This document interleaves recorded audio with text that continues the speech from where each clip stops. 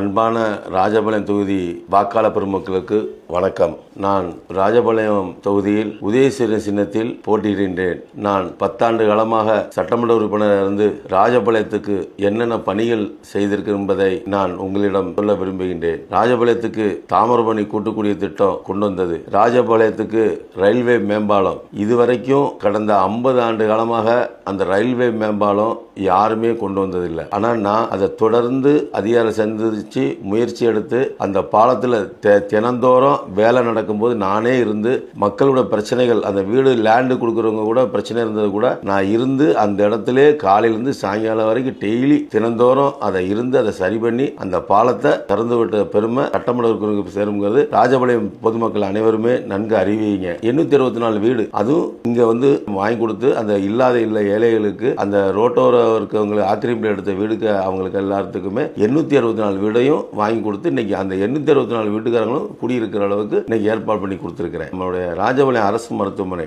40 கோடி ரூபாய் தலைமை மருத்துவமனையாக மாண்புமிகு முதலமைச்சர் ஸ்டாலின் ஐயா அவர்கிட்ட தொடர்ந்து வலியுறுத்தி எங்களுக்கு ஒரு ஆக்சிடென்ட் நடந்தா கூட ஒரு மதுரைக்கோ பாளையங்கோட்டை தான் செல்ல வேண்டியிருக்கு. அதனால எங்களுக்கு தலைமை மருத்துவமனையா எங்களுக்கு வேணும். அப்பதான் எல்லாருடைய ஸ்கீம் என்னென்ன இன்க்ரிமெண்ட் இருக்கோ அதெல்லாம் எங்களுக்கு கிடைக்கும். அதனால தலைமை மருத்துவமனையா சட்டமன்றத்தில் அறிவிக்க வச்சு அது 40 கோடி ரூபாய் காணொலி காட்சியில் நான் முதலமைச்சர் திறந்து அந்த பணியை திறந்து இப்போ ஒரு 2 மாசம் ஆகுது. அதுக்குள்ள இன்க்ரிமெண்ட் பூரா நிறைய இறங்கிட்டு இன்னும் இறங்க வேண்டி இருக்குது. அது இனிமேல் நம்ம எந்த காரணத்தை கொண்டோ மதுரைக்கோ இல்ல பாளையங்கோட்டைக்கோ போக வேண்டிய சூழ்நிலை இருக்காது. அந்த அளவு நம்ம ஏற்பாடு பண்ணி கொடுத்துருக்கிறோம். அதை விட பாத்தீங்கன்னா பக்கத்திலே ஒரு இணைப்பு சாலை, புது பஸ் ஸ்டாண்டுக்கும் நம்ம சக்தி கர்மத்துக்கும் ஒரு இணைப்பு சாலை போட்டிருக்கோம். அது எதற்காக என்னன்னு சொன்னா 4 வழிச்சாலை நாங்க 2016 பொழுது நாங்க நகாயில சந்திச்சு அப்போ 8 ஸ்கீம் தமிழ்நாடுக்கு வந்திருந்தது 4 வழிச்சாலை. உடனே அதை தெரிஞ்ச உடனே நாங்கள் போய் உட்கார்ந்து எங்களுக்கு திருமங்குளந்து ராஜபாளையம் வரைக்கும் 4 வழிச்சாலை வேணும்னு சொல்லி அதுக்குள்ள சென்ட்ரல் கவர்மெண்ட், அதாவது ஒன்றிய அரசினுடைய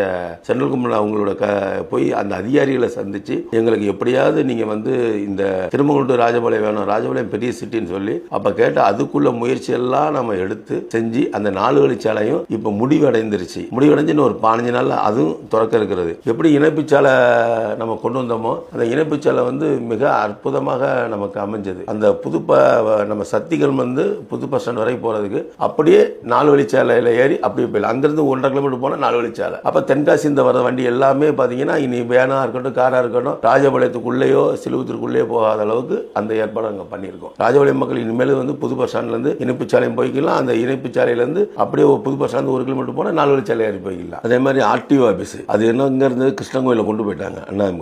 அதை நாங்கள் தொடர்ந்து வலியுறுத்தி முதலமைச்சர்கிட்ட சட்டமன்றத்தில் குரல் எழுப்பி அதுவும் நம்ம முதலமைச்சர்கிட்ட சொல்லி